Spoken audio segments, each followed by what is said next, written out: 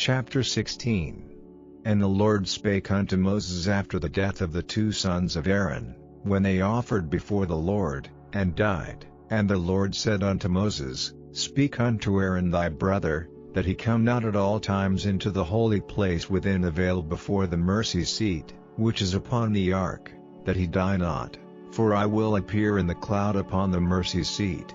Thus shall Aaron come into the holy place, with a young bullock for a sin offering, and a ram for a burnt offering. He shall put on the holy linen coat, and he shall have the linen breeches upon his flesh, and shall be girded with a linen girdle, and with the linen mitre shall he be attired. These are holy garments, therefore shall he wash his flesh in water, and so put them on. And he shall take of the congregation of the children of Israel 2 kids of the goats for a sin offering, and 1 ram for a burnt offering. And Aaron shall offer his bullock of the sin offering, which is for himself, and make an atonement for himself, and for his house. And he shall take the 2 goats, and present them before the Lord at the door of the tabernacle of the congregation. And Aaron shall cast lots upon the 2 goats, 1 lot for the Lord, and the other lot for the scapegoat. And Aaron shall bring the goat upon which the Lord's lot fell, and offer him for a sin offering. But the goat, on which the lot fell to be the scapegoat, shall be presented alive before the Lord, to make an atonement with him, and to let him go for a scapegoat into the wilderness. And Aaron shall bring the bullock of the sin offering, which is for himself, and shall make an atonement for himself, and for his house, and shall kill the bullock of the sin offering which is for himself. And he shall take a censer full of burning coals of fire from off the altar before the Lord, and his hands full of sweet incense beaten small, and bring it within the veil, and he shall put the incense upon the fire before the Lord, that the cloud of the incense may cover the mercy seat that is upon the testimony, that he die not. And he shall take of the blood of the bullock, and sprinkle it with his finger upon the mercy seat eastward, and before the mercy seat shall he sprinkle of the blood with his finger 7 times. Then shall he kill the goat of the sin offering, that is for the people, and bring his blood within the veil, and do with that blood as he did with the blood of the bullock, and sprinkle it upon the mercy seat, and before the mercy seat, and he shall make an atonement for the holy place, because of the uncleanness of the children of Israel, and because of their transgressions and all their sins. And so shall he do for the tabernacle of the congregation, that remaineth among them in the midst of their uncleanness. And there shall be no man in the tabernacle of the congregation when he goeth in to make an atonement in the holy place, until he come out, and have made an atonement for himself, and for his household, and for all the congregation of Israel. And he shall go out unto the altar that is before the Lord, and make an atonement for it, and shall take of the blood of the bullock, and of the blood of the goat, and put it upon the horns of the altar round about. And he shall sprinkle of the blood upon it with his finger 7 times, and cleanse it, and hallow it from the uncleanness of the children of Israel. And when he hath made an end of reconciling the holy place, and the tabernacle of the congregation, and the altar, he shall bring the live goat, and Aaron shall lay both his hands upon the head of the live goat, and confess over him all the iniquities of the children of Israel, and all their transgressions and all their sins, putting them upon the head of the goat, and shall send him away by the hand of a fit man into the wilderness. And the goat shall bear upon him all their iniquities unto a land not inhabited, and he shall let go the goat in the wilderness. And Aaron shall come into the tabernacle of the congregation, and shall put off the linen garments, which he put on when he went into the holy place, and shall leave them there. And he shall wash his flesh with water in the holy place, and put on his garments, and come forth, and offer his burnt offering, and the burnt offering of the people, and make an atonement for himself, and for the people. And the fat of the sin offering shall he burn upon the altar.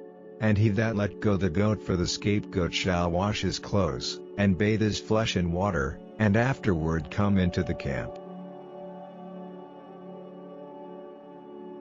And the bullock for the sin offering, and the goat for the sin offering, whose blood was brought in to make atonement in the holy place, shall one carry forth without the camp, and they shall burn in the fire their skins, and their flesh, and their dung. And he that burneth them shall wash his clothes, and bathe his flesh in water, and afterward he shall come into the camp. And this shall be a statute forever unto you, that in the 7th month, on the 10th day of the month, ye shall afflict your souls, and do no work at all, whether it be one of your own country, or a stranger that sojourneth among you, for on that day shall the priest make an atonement for you, to cleanse you, that ye may be clean from all your sins before the Lord. It shall be a Sabbath of rest unto you, and ye shall afflict your souls, by a statute forever. And the priest, whom he shall anoint, and whom he shall consecrate to minister in the priest's office in his father's stead, shall make the atonement, and shall put on the linen clothes, even the holy garments, and he shall make an atonement for the holy sanctuary, and he shall make an atonement for the tabernacle of the congregation, and for the altar, and he shall make an atonement for the priests, and for all the people of the congregation. And this shall be an everlasting statute unto you, to make an atonement for the children of Israel for all their sins once a year. And he did as the Lord commanded Moses. Chapter 17. And the Lord spake unto Moses, saying, Speak unto Aaron, and unto his sons, and unto all the children of Israel, and say unto them, This is the thing which the Lord hath commanded, saying, What man soever there be of the house of Israel, that killeth an ox, or lamb, or goat, in the camp, or that killeth it out of the camp, and bringeth it not unto the door of the tabernacle of the congregation, to offer an offering unto the Lord before the tabernacle of the Lord, blood shall be imputed unto that man, he hath shed blood, and that man shall be cut off from among his people. To the end that the children of Israel may bring their sacrifices, which they offer in the open field, even that they may bring them unto the Lord, unto the door of the tabernacle of the congregation, unto the priest, and offer them for peace offerings unto the Lord. And the priest shall sprinkle the blood upon the altar of the Lord at the door of the tabernacle of the congregation, and burn the fat for a sweet savor unto the Lord. And they shall no more offer their sacrifices unto devils, after whom they have gone a whoring. This shall be a statute forever unto them throughout their generations. And thou shalt say unto them, Whatsoever man there be of the house of Israel, or of the strangers which sojourn among you, that offereth a burnt offering or sacrifice, and bringeth it not unto the door of the tabernacle of the congregation, to offer it unto the Lord, even that man shall be cut off from among his people. And whatsoever man there be of the house of Israel, or of the strangers that sojourn among you, that eateth any manner of blood, I will even set my face against that soul that eateth blood, and will cut him off from among his people. For the life of the flesh is in the blood, and I have given it to you upon the altar to make an atonement for your souls, for it is the blood that maketh an atonement for the soul. Therefore I said unto the children of Israel, No soul of you shall eat blood, neither shall any stranger that sojourneth among you eat blood. And whatsoever man there be of the children of Israel, or of the strangers that sojourn among you, which hunteth and catcheth any beast or fowl that may be eaten, he shall even pour out the blood thereof, and cover it with dust. For it is the life of all flesh, the blood of it is for the life thereof. Therefore I said unto the children of Israel, Ye shall eat the blood of no manner of flesh, for the life of all flesh is the blood thereof, whosoever eateth it shall be cut off. And every soul that eateth that which died of itself, or that which was torn with beasts, whether it be one of your own country, or a stranger, he shall both wash his clothes, and bathe himself in water, and be unclean until the even. Then shall he be clean. But if he wash them not, nor bathe his flesh, then he shall bear his iniquity. Chapter 18. And the Lord spake unto Moses, saying, Speak unto the children of Israel, and say unto them, I am the Lord your God. After the doings of the land of Egypt, wherein ye dwelt, shall ye not do, and after the doings of the land of Canaan, whither I bring you, shall ye not do, neither shall ye walk in their ordinances. Ye shall do my judgments, and keep mine ordinances, to walk therein. I am the Lord your God. Ye shall therefore keep my statutes, and my judgments, which if a man do, he shall live in them. I am the Lord. None of you shall approach to any that is near of kin to him, to uncover their nakedness. I am the Lord. The nakedness of thy father, or the nakedness of thy mother, shalt thou not uncover, she is thy mother, thou shalt not uncover her nakedness. The nakedness of thy father's wife shalt thou not uncover, it is thy father's nakedness. The nakedness of thy sister, the daughter of thy father, or daughter of thy mother, whether she be born at home, or born abroad, even their nakedness thou shalt not uncover. The nakedness of thy son's daughter, or of thy daughter's daughter, even their nakedness thou shalt not uncover, for theirs is thine own nakedness. The nakedness of thy father's wife's daughter, begotten of thy father, she is thy sister, thou shalt not uncover her nakedness. Thou shalt not uncover the nakedness of thy father's sister, she is thy father's near kinswoman. Thou shalt not uncover the nakedness of thy mother's sister, for she is thy mother's near kinswoman. Thou shalt not uncover the nakedness of thy father's brother, thou shalt not approach to his wife, she is thine aunt. Thou shalt not uncover the nakedness of thy daughter-in-law, she is thy son's wife, thou shalt not uncover her nakedness.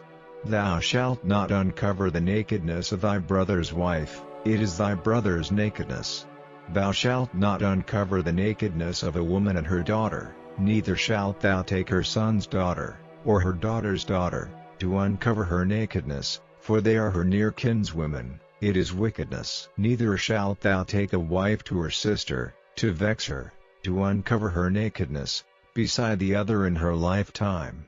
Also thou shalt not approach unto a woman to uncover her nakedness, as long as she is put apart for her uncleanness. Moreover thou shalt not lie carnally with thy neighbor's wife, to defile thyself with her.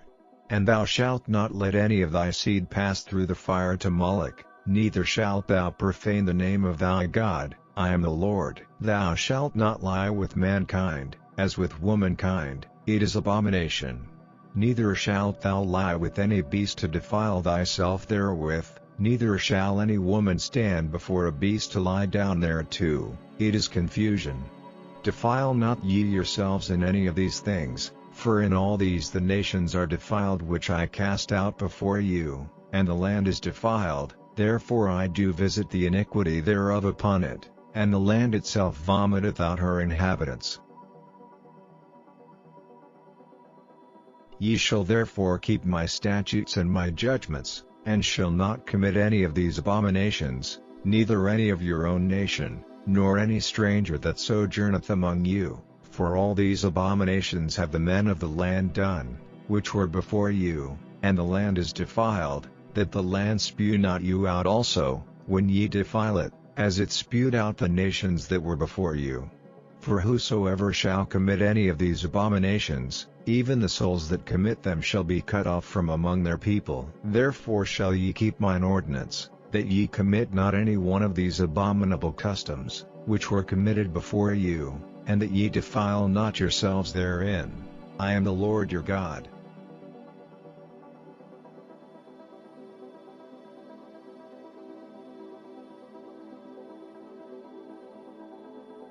लव्य व्यवस्था अध्याय 16। जब हारून के दो पुत्र यहोवा के सामने समीप जाकर मर गए, उसके बाद यहोवा ने मूसा से बातें की, और यहोवा ने मूसा से कहा, अपने भाई हारून से कह कि संदूक के ऊपर के प्रायश्चित वाले ढकने के आगे बीच वाले पर्दे के अंदर पवित्र स्थान में हर समय न प्रवेश करना, नहीं तो मर जाएगा, क्योंकि मैं प्रायश्चित वाले ढकने के ऊपर बादल में दिखाई दूंगा। और जब हारून पवित्र स्थान में प्रवेश करे तब इस रीति से प्रवेश करे, अर्थात पाप बलि के लिए एक बछड़े को और होम बलि के लिए एक मेंढे को लेकर आए। वह सनी के कपड़े का पवित्र अंगरखा और अपने तन पर सनी के कपड़े की जांघिया पहने हुए और सनी के कपड़े का कटिबंध और सनी के कपड़े की पगड़ी भी बांधे हुए प्रवेश करे। ये पवित्र वस्त्र है और वह जल से स्नान करके इन्हें पहने। फिर वह इस्राएलियों की मंडली के पास से पाप बलि के लिए 2 बकरे और होम बलि के लिए 1 मेंढा ले आए। और हारून उस पाप बलि के बछड़े को, जो उसी के लिए होगा, चढ़ाकर अपने और अपने घराने के लिए प्रायश्चित करे और उन दोनों बकरों को लेकर मिलाप वाले तंबू के द्वार पर यहोवा के सामने खड़ा करे।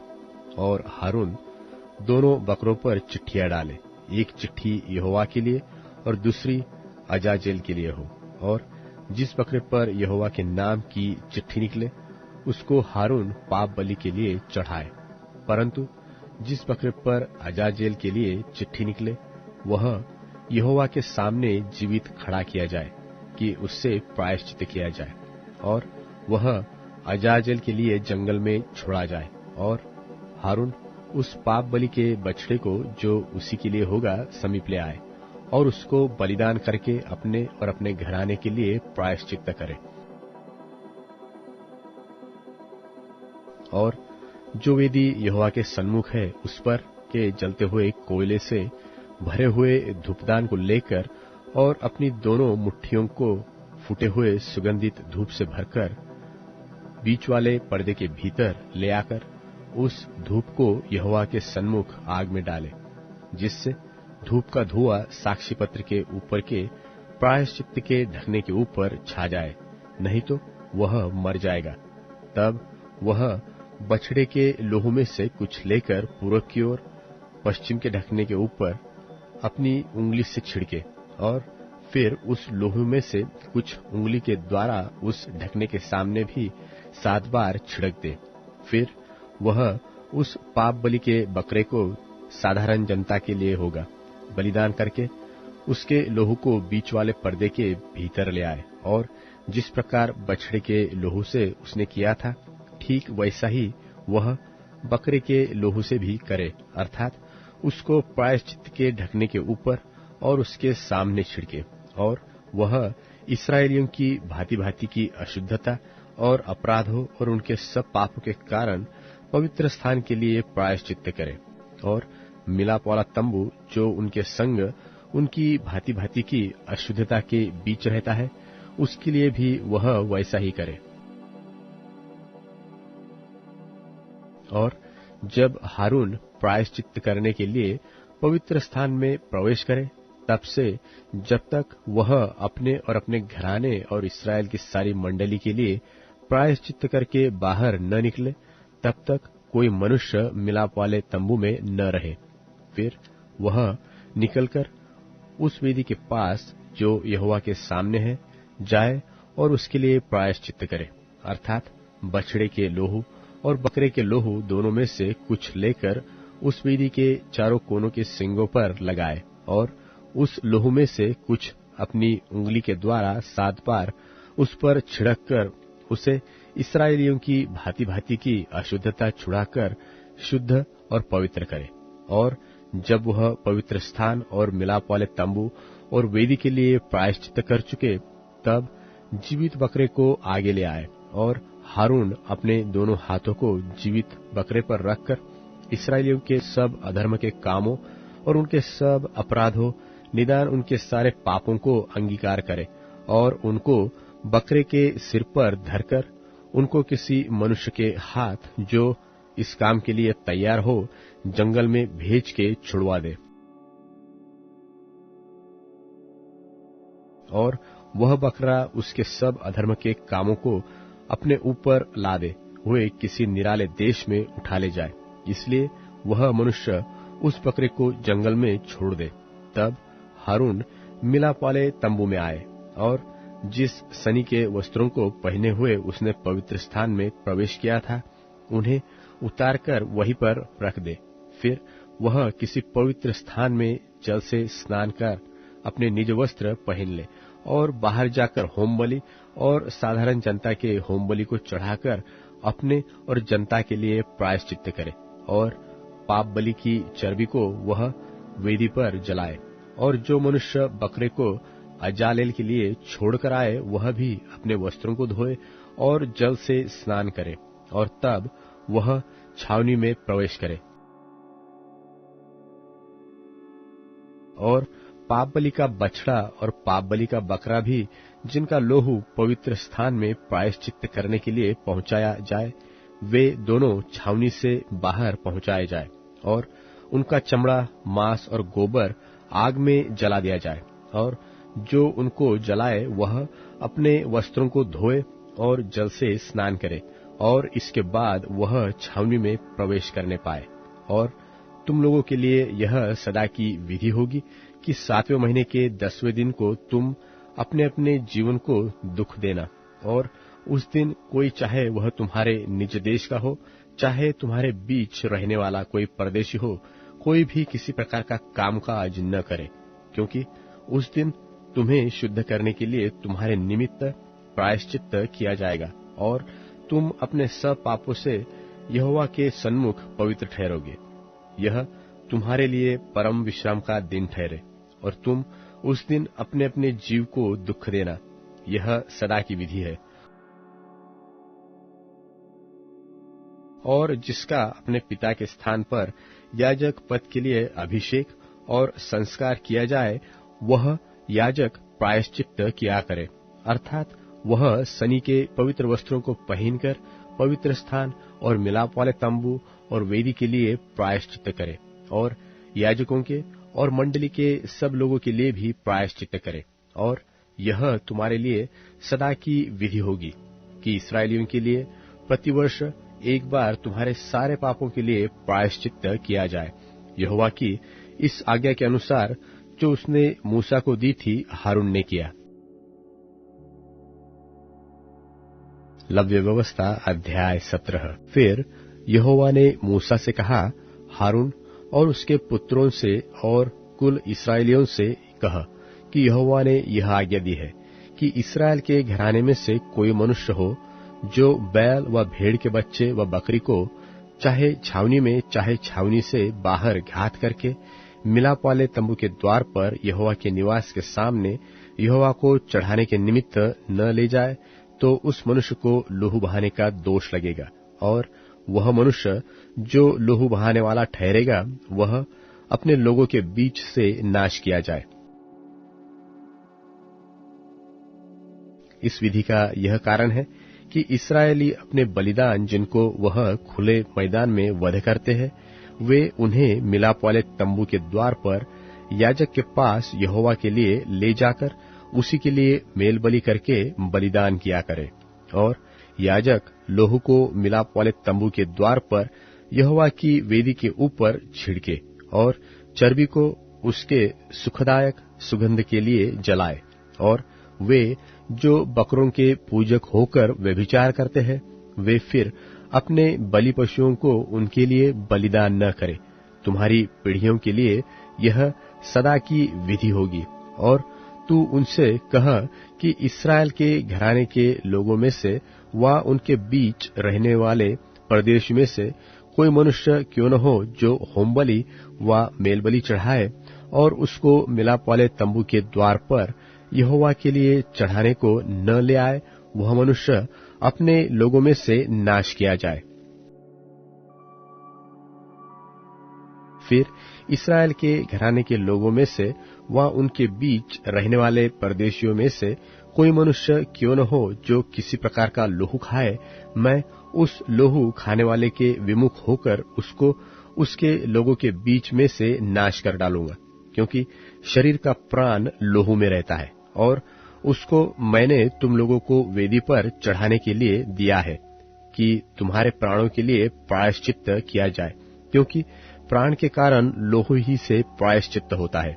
इस कारण मैं इस्राएलियों से कहता हूं कि तुम में से कोई प्राणी लोहू न खाए, और जो परदेशी तुम्हारे बीच रहता हो वह भी लोहू कभी न खाए।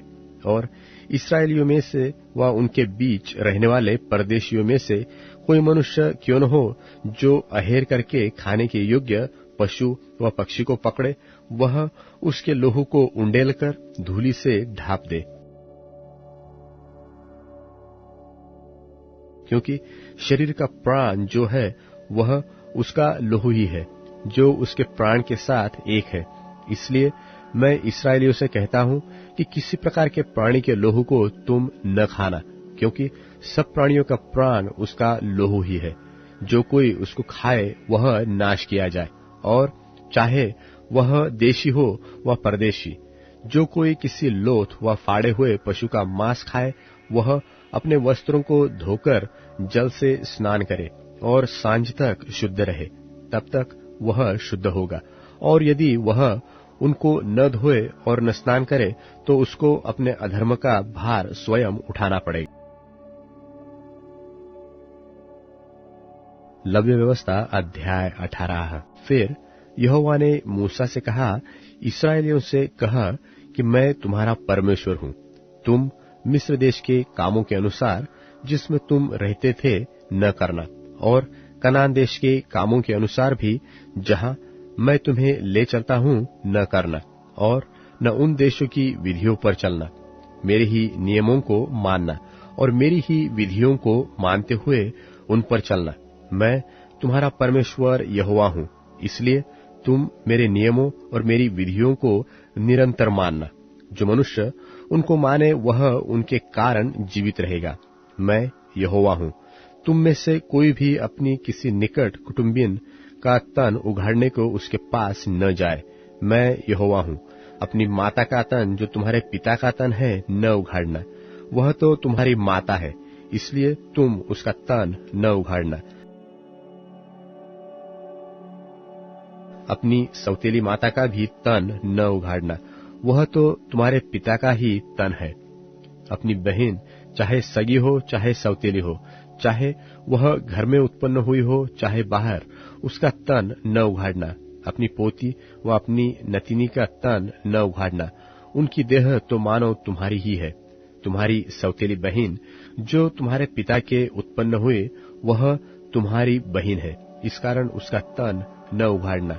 अपनी फूफी का तन न उघाड़ना, वह तो तुम्हारे पिता की निकट कुटुंबिनी है। अपनी मौसी का तन न उघाड़ना, क्योंकि वह तुम्हारी माता की निकट कुटुंबिनी है।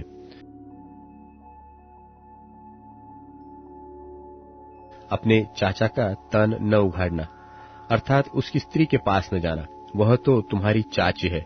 अपनी बहू का तन न उघाड़ना, वह तो तुम्हारे बेटे की स्त्री है, इस कारण तुम उसका तन न उघाड़ना।